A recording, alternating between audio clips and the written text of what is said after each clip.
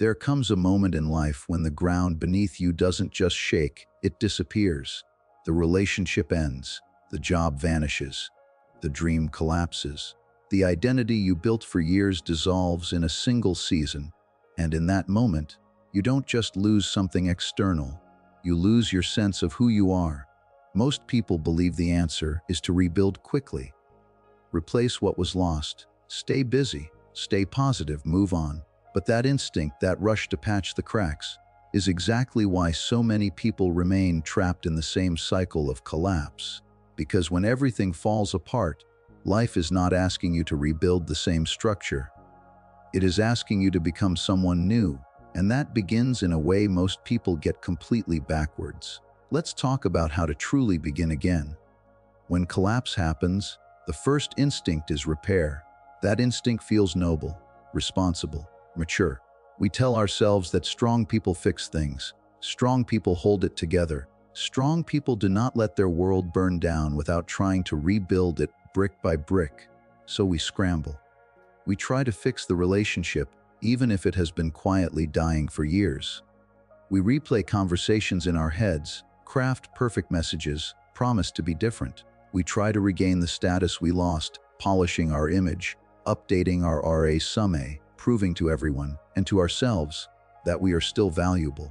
We try to prove we're still worthy, as if worth can be revoked by a single event.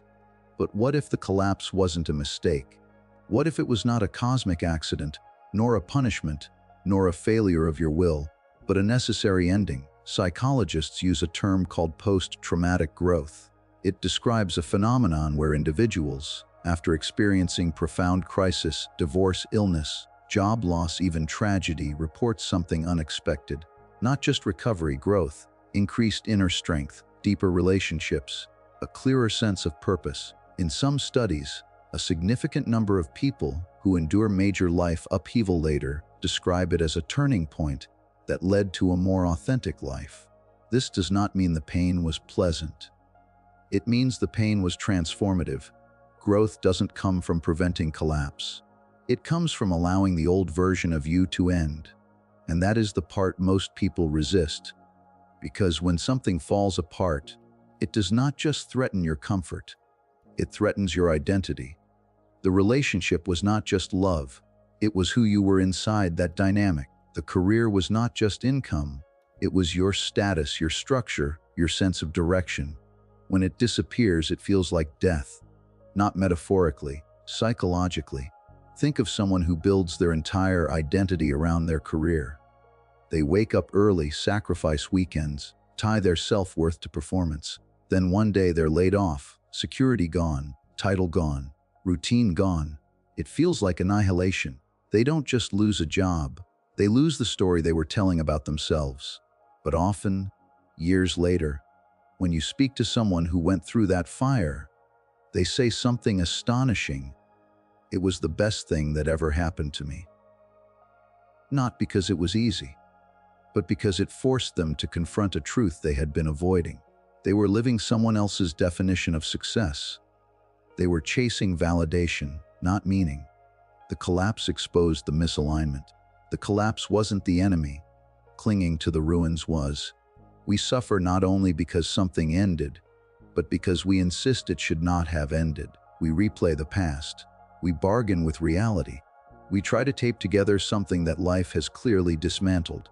And in doing so, we prolong our own fragmentation. Beginning again requires a radical act, not a loud one, not a dramatic one, a quiet, internal decision.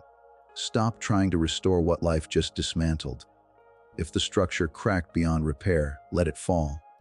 If the role you were playing no longer fits, let it end. If the identity you built cannot survive the truth, let it be finished. This feels terrifying because we equate endings with emptiness. We fear that if we let it all collapse, there will be nothing left. But what remains after the collapse is not nothing.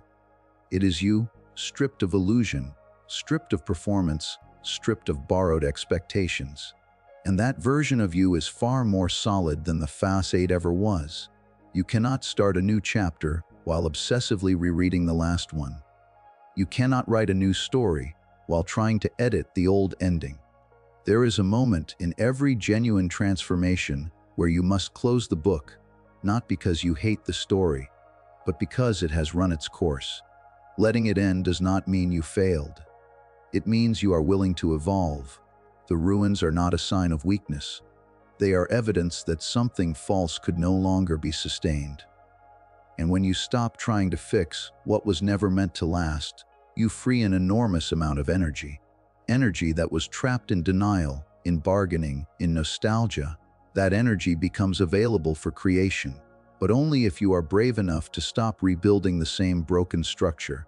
So when everything falls apart, resist the urge to rush, resist the urge to prove, resist the urge to repair at any cost. Stand in the rubble for a moment, feel the grief, feel the fear, and then, instead of asking, "How do I fix this?" ask a more dangerous question: who am I now without it? That question is the true beginning. When everything falls apart, it exposes something. Not just the cracks in your plans, not just the fragility of circumstances, it exposes you. The parts you carefully managed, the fears you quietly negotiated with, the patterns you hoped would never be tested. Collapse does not only shatter the external world, it reveals internal fragmentation. The relationship didn't just end. It revealed your fear of abandonment. It revealed how much of yourself you were shrinking to avoid being left. It revealed the silent panic that rose whenever someone pulled away. What looked like heartbreak on the surface was, at a deeper level, an encounter with an old wound that had been living inside you long before this person arrived. The business didn't just fail. It revealed your dependence on validation. It revealed how deeply your sense of worth was tied to applause, metrics, recognition. When the success disappeared, so did your stability, because your identity had fused with achievement. What collapsed was not only income, it was the illusion that productivity equals value. The dream didn't just collapse. It revealed that it was never fully yours to begin with. Maybe you inherited it from your parents. Maybe you absorbed it from culture. Maybe you chased it because it looked impressive from the outside, and when it fell apart, beneath the grief was something else, a quiet, unsettling relief. Most people rush to distract themselves at this stage. They download new apps. They start new relationships. They launch new projects. Anything to avoid sitting still long enough to feel what has been uncovered. Distraction is easier than confrontation. Noise is easier than truth. But the real beginning happens when you turn inward and ask a question that most people are too afraid to ask. What part of me was living unconsciously? That question changes everything. It shifts the focus from blame to awareness. Instead of asking, "Why did this happen to me?" you begin asking, "What was I not seeing within myself?" That is not self-condemnation. It is self-reclamation. This is uncomfortable work. It requires brutal honesty. It requires admitting that some of what broke needed to break. That some of the structures in your life were built on fear, insecurity, or borrowed expectations. It requires acknowledging that you participated, often unknowingly, in maintaining the very dynamics that hurt you. And this is where the ego resists. Because the ego would rather be a victim of circumstance than a participant in its own patterns. It would rather blame the world than examine the shadow within. But there is power in this confrontation, because what you see, you can transform. What you deny controls you. If you never acknowledge your fear of abandonment, you will unconsciously choose partners who trigger it. If you never confront your addiction to validation, you will keep building castles on foundations of approval. If you never question whether your dream is truly yours, you will keep climbing ladders that lean against the wrong walls. Awareness is not comfortable. It dismantles illusions. It humbles you, but it also liberates you. The breakdown is not a punishment. It is a mirror, and mirrors are brutal, but they are precise. They do not exaggerate. They do not soften the image. They simply reflect what is there. When life collapses, it holds up a mirror to the hidden parts of you, the insecurities, the unmet needs, the unresolved wounds. You can smash the mirror. You can blame the reflection. Or you can look. Looking requires courage. It means sitting with the realization that you are more complex than you thought, that you have light and shadow, strength and fragility, confidence and fear intertwined. But within that complexity lies integration. When you face the part of you that broke, you stop projecting it onto the world. You stop expecting others to heal wounds you refuse to acknowledge. You stop building identities that compensate for inner fractures. Instead, you begin the slow work of bringing those fragmented pieces into consciousness, and something extraordinary happens. The fear that once controlled you becomes information. The insecurity that once dictated your choices becomes a teacher. The wound that once defined your reactions becomes a source of depth and empathy. You do not become perfect. You become whole. Wholeness is not about eliminating weakness. It is about recognizing it, owning it, and integrating it. It is about saying, yes, this part of me exists, and I will no longer pretend it doesn't. That is where real strength emerges.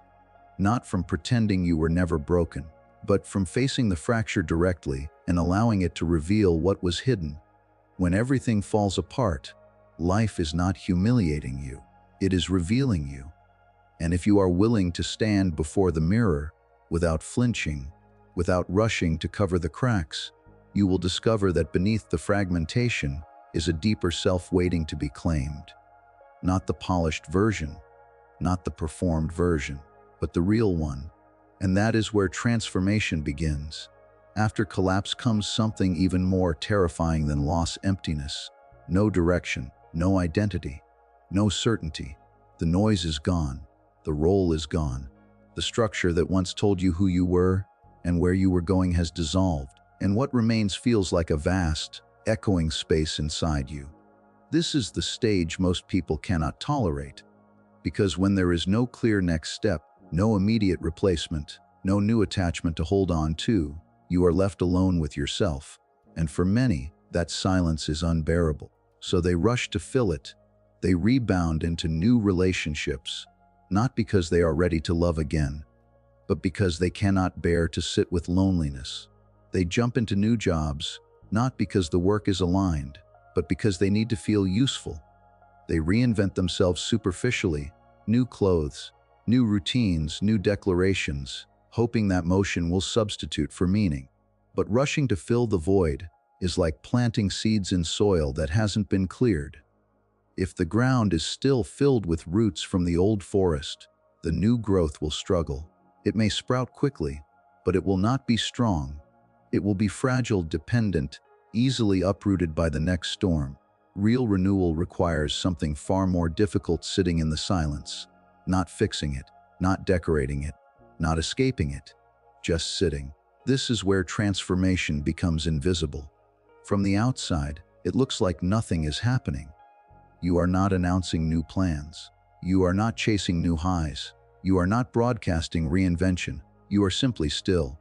Nature demonstrates this perfectly. After a forest fire, there is a period of blackened stillness. The landscape looks destroyed: charred trees, ash-covered ground, no visible life. If you didn't understand the cycle, you would assume the forest is dead, but that fire clears decay. It releases nutrients locked in old matter. It cracks open seeds that only germinate under intense heat. Beneath the surface, processes begin that cannot be seen with the naked eye. The same principle applies internally. When your life burns down, when the relationship ends, the career collapses, the dream dissolves, there is an internal fire. It consumes illusions. It destroys attachments. It reduces your old identity to ash. And then comes the void. The void feels like nothing is happening. You wake up without urgency. You move through your days without a clear narrative. You question everything. You doubt yourself. You feel suspended between who you were and who you are becoming. But beneath the surface, reorganization is taking place. Your psyche is recalibrating. Your values are being examined. Your motivations are being purified. You are shedding what was borrowed and slowly uncovering what is authentic. This process cannot be rushed. It cannot be forced into a timeline. It requires patience that feels almost unbearable. Most people interrupt it. They numb it with distractions, endless scrolling, overworking, casual connections, constant noise, anything to avoid the discomfort of not knowing. But the discomfort is the work. To endure the void without filling it too fast is to develop an extraordinary capacity, the ability to be with yourself without escape, to sit with uncertainty without collapsing, to feel loneliness without immediately seeking validation. If you can endure this stage without numbing it, without dramatizing it, without running from it, you develop something rare, emotional depth. Depth is not loud. It is not flashy. It does not announce itself. It is the quiet strength that comes from having faced emptiness and not been consumed by it. Depth allows you to choose your next relationship consciously rather than desperately. It allows you to pursue work aligned with your values rather than your fears. It allows you to build a life rooted in clarity rather than reaction. When you skip the void, you repeat the cycle. You build from unresolved longing. You attach from unhealed wounds. You chase from insecurity. But when you endure the void, something changes. You stop needing constant reassurance. You stop fearing silence. You stop confusing motion with progress. You begin to trust that stillness is not stagnation, it is incubation. There is a quiet maturation that happens in this space. You become less reactive, less easily impressed, less desperate for external proof that you matter. You begin to derive stability from within rather than from circumstance. And this internal stability becomes the foundation of your next life. Because what you build after depth is different. It is slower, perhaps, more intentional, but it is also stronger, less fragile, less dependent on constant reinforcement. The void is not empty, it is fertile, but only for those who are willing to stay long enough to let something real take root. So when you find yourself in that silent, uncertain space, resist the urge to escape. Resist the urge to prove that you are back. Resist the temptation to fill every quiet moment with noise. Let the ash settle. Let the soil clear. Trust that beneath what looks like nothing, everything is rearranging itself. And when the first signs of new growth appear, they will not be built on fear or desperation. They will be built on depth, and depth changes everything. When life collapses, the first story we tell ourselves is almost always the same. I failed, wasn't enough, I lost. The mind moves quickly to self-judgment. It interprets the collapse as evidence of weakness, as if the falling apart of circumstances is proof that you are fundamentally flawed. We equate stability with strength. We assume that if something ended, it must be because we lacked something essential. But what if that assumption is backwards? What if strength is not measured by what you manage to maintain, but by what you survive consciously? There is a profound difference between holding something together and growing through its loss. Anyone can appear strong while conditions are favorable. Anyone can look confident when the relationship is intact, the job is secure, the identity is applauded. Stability can disguise fragility. It is only when life removes the structure that the real foundation is tested. Research on resilience consistently shows something counterintuitive. Adaptability, not rigidity, predicts long-term success and psychological health. The individuals who thrive after adversity are not the ones who never bend. They are the ones who can bend without breaking. They adjust, they learn. They integrate the experience rather than denying it. Look at nature. The tallest oak tree may seem invincible, but in a violent storm, it is often the rigid tree that snaps. The reed, on the other hand, bends with the wind. It yields temporarily, but it does not fracture. Its flexibility is its strength. Yet psychologically, we are taught the opposite. We are taught that strength means stoicism, suppression, control. We are praised for keeping it together. Even when inside we are unraveling, we are encouraged to move on quickly, to appear unaffected, to demonstrate that nothing has shaken us. But unprocessed pain does not disappear. It buries itself. And buried pain shapes behavior in unconscious ways. Beginning again requires a new definition of strength. One that feels less glamorous, but far more powerful. Strength is grieving without self-destruction. It is allowing yourself to feel the weight of loss without numbing it with addictions. distractions, or reckless decisions. It is crying without shame. It is admitting that something mattered deeply and that its ending hurts. Strength is admitting you were wrong, not in a self-condemning way, but in an honest way. It is looking at your choices and saying, "I see now what I didn't see then." The ego resists this. It prefers to protect its image. But growth requires humility, and humility is not weakness. It is clarity. Strength is starting over without bitterness. This may be one of the hardest forms of courage. It is easy to rebuild fueled by anger. It is easy to tell yourself a story where you were betrayed, misunderstood, sabotaged.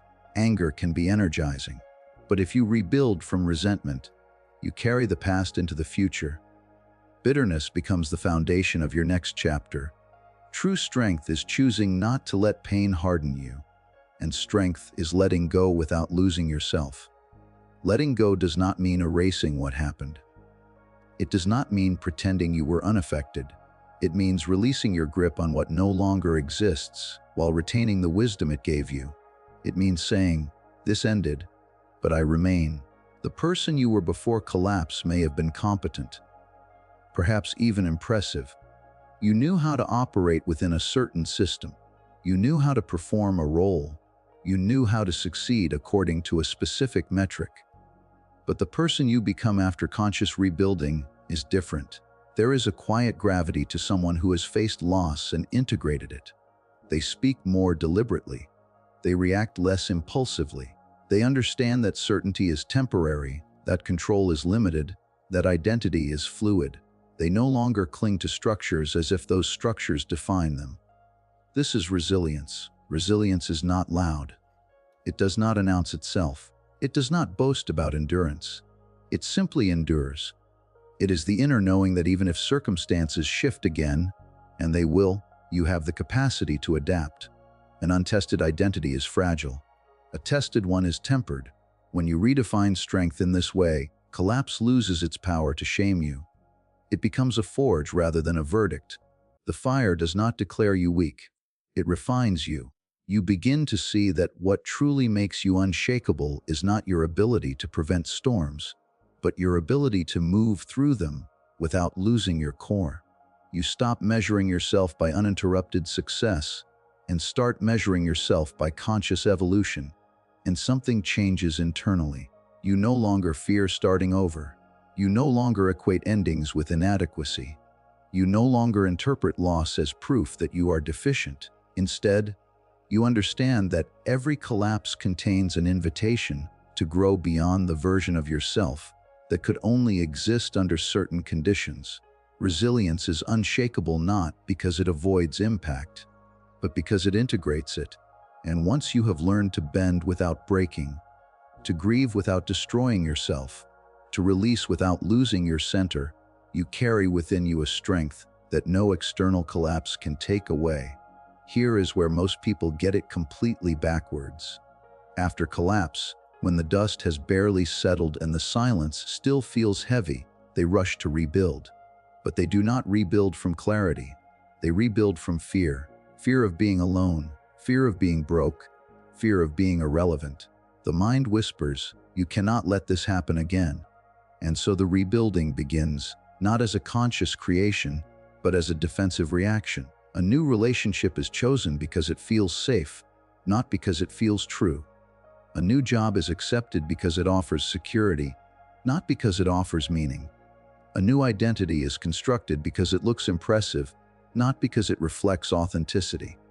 On the surface, it looks like recovery. It looks responsible. It looks mature. But beneath the surface, fear is laying the foundation. When you build from fear, you build to avoid pain rather than to pursue truth. Your decisions become protective rather than expressive. You choose what is predictable, what is socially validated, what will prevent you from feeling that kind of loss again. But a life rebuilt from fear will collapse again, not because you are cursed, not because life is cruel, but because fear cannot sustain a structure long term. Fear contracts. It narrows your vision. It pushes you toward control instead of alignment. And eventually, the parts of you that were ignored in the name of safety begin to protest. True beginning comes when you build from truth. This requires a different kind of courage. Not the loud courage of dramatic change, but the quiet courage of honesty. Ask yourself questions that strip away performance. What do I actually value when no one is watching? What energizes me, even if it does not impress anyone? What kind of person do I want to be, regardless of applause? These questions are unsettling because they remove external reference points. There is no scoreboard, no guarantee of admiration, no promise of immediate success. You may discover that what you value is simplicity rather than status, that what energizes you is creativity rather than competition, that the person you want to be is grounded and authentic, not constantly striving to prove something, and that realization may demand change. It may mean choosing differently than before. It may mean turning down opportunities that look impressive on paper. It may mean ending patterns that once defined you. It may mean stepping away from environments where your old identity was praised. It may mean living smaller, living slower, living more authentically. And yes, it may look unimpressive to others. There is a deep fear in disappointing expectations, especially when those expectations have shaped your identity for years. But when you build from truth, you begin to value internal coherence over external validation. You begin to prioritize alignment over applause. Alignment is subtle. It is not always glamorous, but it is powerful. When you are aligned, your actions match your values. Your goals reflect your inner convictions. Your relationships resonate with who you are becoming, not who you were pretending to be. And here is the paradox. When you build from truth, you no longer fear collapse. Because even if things fall apart again, and they might, you know you were living honestly. You know you were not betraying yourself. You know you were not building a life that required constant performance to sustain. Fear-based structures collapse because they are built to avoid something. Truth-based structures endure because they are built to express something. When you build from fear, you are always scanning for threats, always bracing, always anticipating loss. Your nervous system remains in survival mode. Success feels fragile. Stability feels temporary. But when you build from truth, there is a different quality to your stability. It is not rigid. It is not dependent on perfect conditions. It is rooted in self-knowledge. You know why you chose this path. You know why you are with this person. You know why you wake up to do this work. Even if circumstances shift, your center remains intact. Alignment is stability, not circumstances. Circumstances change. Economies fluctuate. Relationships evolve. Opportunities appear and disappear. If your sense of security depends entirely on these external variables, you will live in constant anxiety. But when your stability comes from alignment, from knowing that you are living in accordance with your truth, then collapse loses its power to define you. It becomes an event, not an identity. Building from truth does not guarantee comfort. It does not guarantee wealth or admiration or ease, but it guarantees integrity. And integrity creates a kind of inner solidity that no external loss can fully dismantle. So when you stand at the edge of rebuilding, resist the instinct to choose what merely feels safe. Resist the temptation to recreate a more polished version of the same misalignment. Pause, listen, ask the uncomfortable questions, and build from the place within you that is quiet, honest, and steady. Because when your life is an expression of your truth, even if it shakes, it will not shatter you. And that is the kind of beginning that does not need to fear the end. When everything falls apart, it feels like the end of your story. But in reality, it is the end of a role you were playing. Most people get this backwards because they try to resurrect the role. Few have the courage to evolve beyond it. Beginning again is not about restoring what was lost. It is about integrating what was revealed. So if you are standing in the ruins of your life right now, do not rush, do not panic, do not cling. Let the old self fall completely. Sit in the silence, face the truth, endure the void. And when you rise, and you will rise, you will not be rebuilding the same life. You will be building one that could only exist because everything fell apart.